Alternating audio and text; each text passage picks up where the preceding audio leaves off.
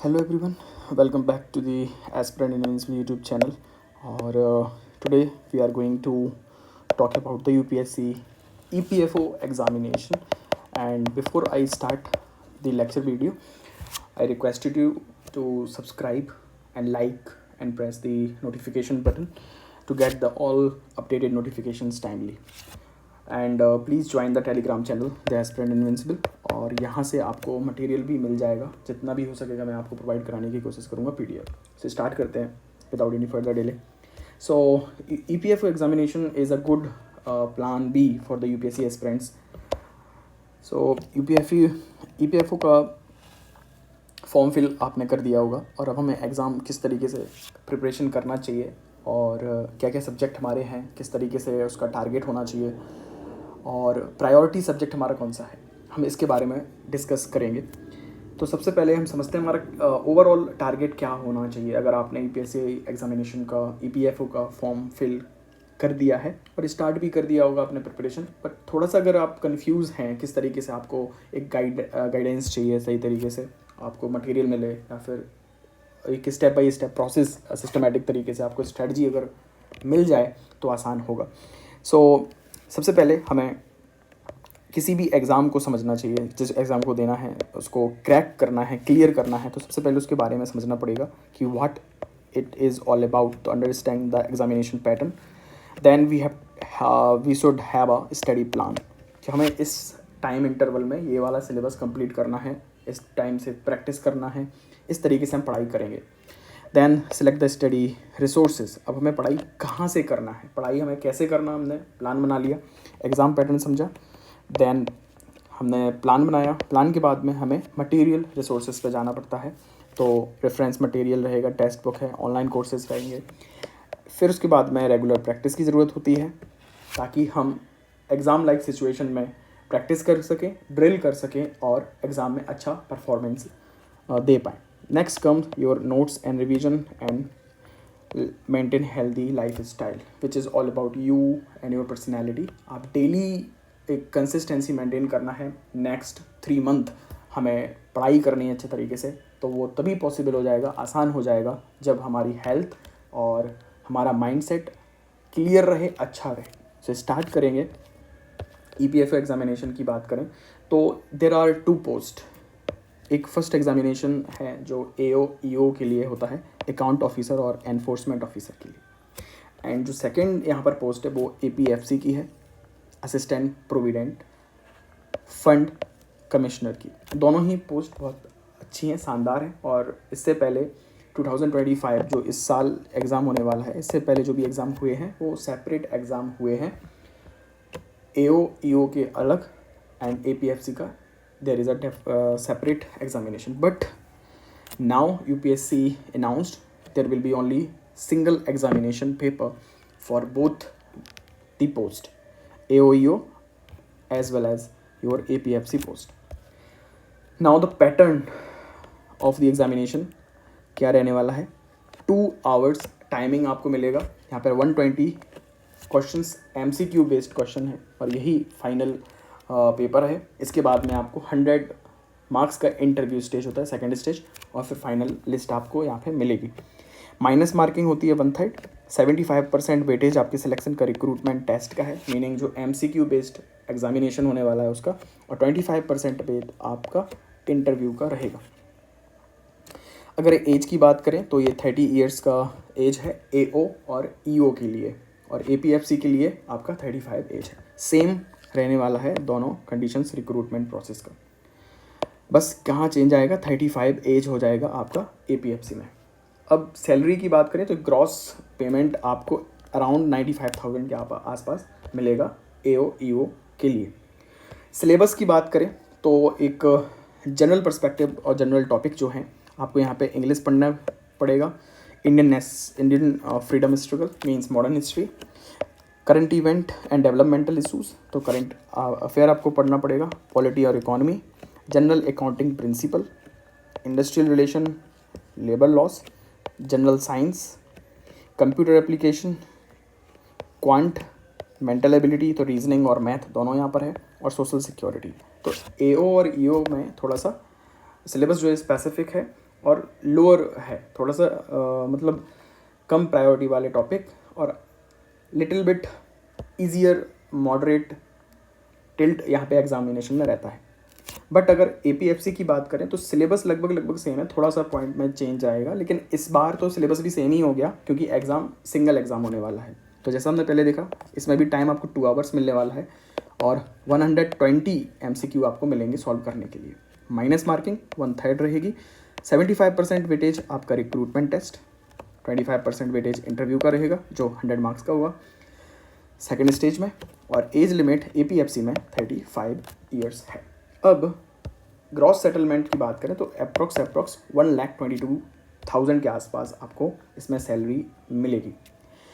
अब syllabus mainly यहाँ पे थोड़ा सा चेंज है। अगर आप डिटेल में जाएं तो इंग्लिश वहाँ पर भी है, इंग्लिश यहाँ पर भी है। इंडियन कल्चर वहाँ पर नहीं लिखा है, इंडियन कल्चर यहाँ पर लिखा है। हेरिटेज एंड फ्रीडम मूवमेंट यहाँ पर लिखा है, वहाँ पे लिखा था इंडियन फ्रीडम स्ट्रगल। यहाँ पे करंट इवेंट है, वहाँ पर भी करंट इवेंट था।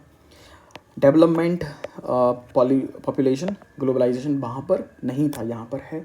Governance and constitution of India वहाँ पर नहीं लिखा था, वहाँ पर पॉलिटी लिखा था, यहाँ पर कॉन्स्टिट्यूशन ऑफ इंडिया है। गवर्नेंस है, एक वास्ट टर्म है, मतलब थोड़ा सा स्कोप बढ़ गया है। इंडियन इकोनॉमी सेम वहाँ पर है, लेकिन यहाँ पर है, लेकिन यहाँ पर लिखा है present trends along with the present trend in Indian economy. अब जो हमें कहाँ से देखने को मिलेगा, आपके इकोनॉमिक सर्वे से, बजट से। अकाउंटिंग है, ऑडिटिंग है, वहाँ पर नहीं था। इंडस्ट्रियल रिलेशंस वहाँ पर भी है, लेबर लॉज वहाँ पर भी है, इंश्योरेंस वहाँ पर नहीं है और ऑडिटिंग वहाँ पर नहीं था। Computer application same, general science same, elementary mathematics वहाँ पर था, मेंटल एबिलिटी, स्टैटिस्टिक्स वहाँ पर नहीं है, यहाँ पर है। Mental ability same, reasoning, social security India same. तो कुछ टॉपिक हमें अलग से पढ़ने पड़ेंगे और लेकिन एग्ज़ाम अब दोनों का सेम ही है, तो ओवरलैपिंग सिलेबस यहाँ पे हम साथ में पढ़ाई करेंगे। तो स्कोप जिसका ज़्यादा है, APFC का स्कोप ज़्यादा है सिलेबस वाइज, तो हम उसकी अगर तैयारी करते हैं तो AO और EO को इनबिल्ट तैयारी हमारी उसमें हो जाती है। नाउ अगर ब्रॉडर क्लासिफिकेशन हम देखें सिलेबस का कि ब्रॉडर क्लासिफिकेशन में कौन कौन से सब्जेक्ट हमें पढ़ने को है, तो हम 3 पार्ट्स में इसको डिवाइड कर सकते हैं अपने सिलेबस को। There are 3 components of the syllabus. First a यहाँ पर याद करने वाली चीज़ें ज़्यादा हैं। अगर आप UPSC के एस्पिरेंट हैं, आप SSC के एस्पिरेंट हैं, तो आपने कहीं ना कहीं इसको टच किया है सिलेबस को, जैसे हिस्ट्री है, ज्योग्राफी है, polity, science, economy, current affair. Simple, थोड़ा सा अप्रोच हमारा बहुत क्या, कई हद तक हमें अप्रोच चेंज करना रहता है।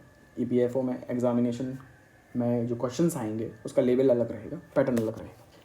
बी जो कंपोनेंट है यहाँ पर प्रैक्टिस बेस्ड ज़्यादा है। मैथ, रीजनिंग आपको प्रैक्टिस करनी है, रेगुलर प्रैक्टिस करनी है।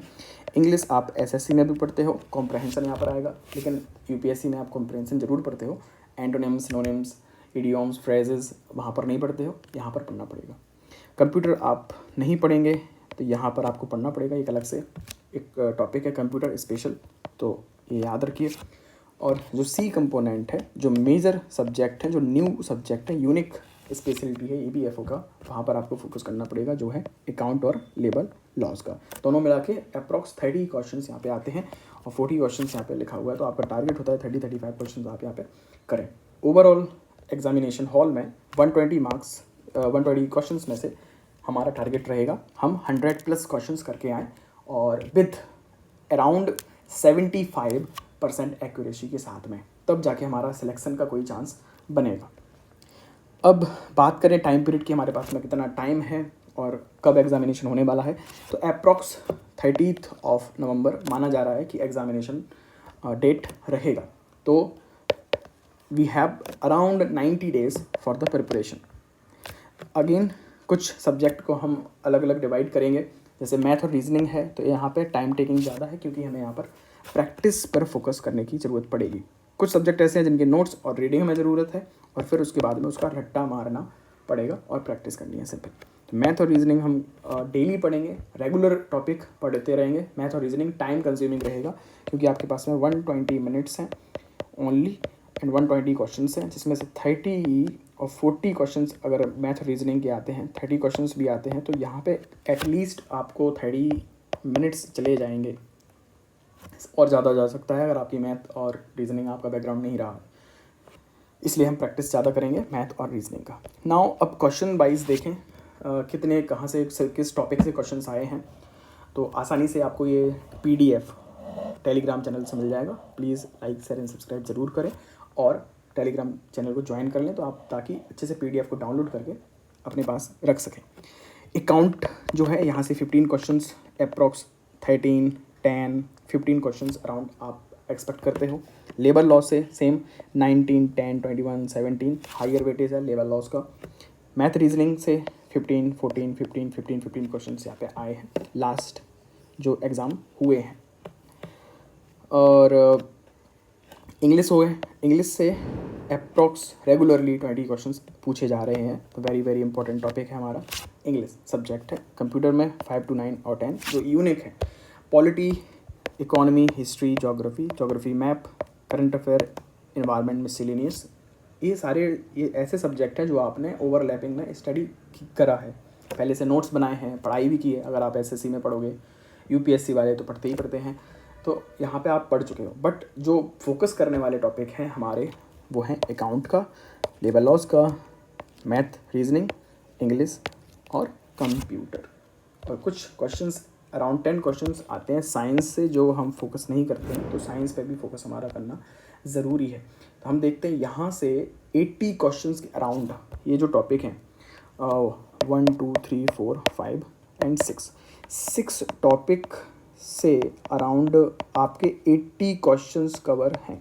और 80 क्वेश्चंस ही आपका टारगेट है अप्रॉक्स 100% एक्यूरेसी के साथ में। आपने अगर 80 क्वेश्चन को सही कर लिया और 2.5 से मल्टीप्लाई करोगे तो आपके 200 मार्क्स आ जाएंगे, जो हमारा टारगेट है। जो कट ऑफ होने वाली है जनरल की कट ऑफ इतना रहेगा रिटन टेस्ट में, मतलब MCQ जो एग्जामिनेशन है। तो इन टॉपिक को हमें बिल्कुल भी छोड़ना नहीं है। सबसे पहले प्रायोरिटी बेसिस पे इनको हम ख़त्म करेंगे। नाउ जैसे मैंने आपसे कहा, इस टेलीग्राम चैनल को ज्वाइन कर लीजिए। UPSC का मटेरियल साथ साथ EPFO का मटेरियल मैं यहाँ पे प्रोवाइड करा दूँगा। अभी कट ऑफ की बात करें तो डिपेंड करता है वैकेंसी कितना है। हर साल वैकेंसी अलग अलग आती हैं। 2020 में, 2023 में वैकेंसी के हिसाब से अगर हम ओवरऑल कट ऑफ का माने तो आपको जनरल से अप्रॉक्स, अगर आप जनरल कैटेगरी से बिलोंग करते हो तो आपका टारगेट रहेगा 100% एक्यूरेसी के साथ में आपको 75 और 80 क्वेश्चंस टच करने पड़ेंगे सही। अगर 100% एक्यूरेसी है, तो ऐसा होना पॉसिबल नहीं है, तो आपको 110 क्वेश्चंस टच करने पड़ेंगे विद 80% एक्यूरेसी, तब जाके आपके माइनस प्लस माइनस करके 200 मार्क्स आपके आ जाएंगे। और फिर इंटरव्यू का राउंड अलग है। So it is a highly competitive examination.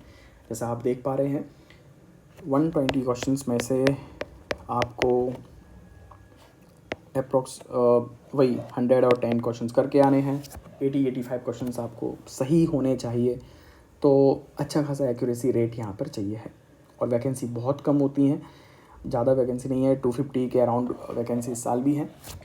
तो जो UPSC का एस्पिरेंट्स हैं, SSC एस्पिरेंट्स हैं, वो सारे लोग यहाँ पे एग्ज़ाम देने वाले हैं। सो अगेन एक सिंपल रिक्वेस्ट, आपको ये PDF डाउनलोड करनी है और कोई भी डाउट है आप कंसल्ट कर सकते हैं, क्वेश्चन पूछ सकते हो। टेलीग्राम चैनल पे ज़रूर से ज्वाइन करें और मटेरियल को डाउनलोड करके पढ़ाई करें। YouTube चैनल को सब्सक्राइब ज़रूर करें। Thank you so much. Love you all, take care, bye bye.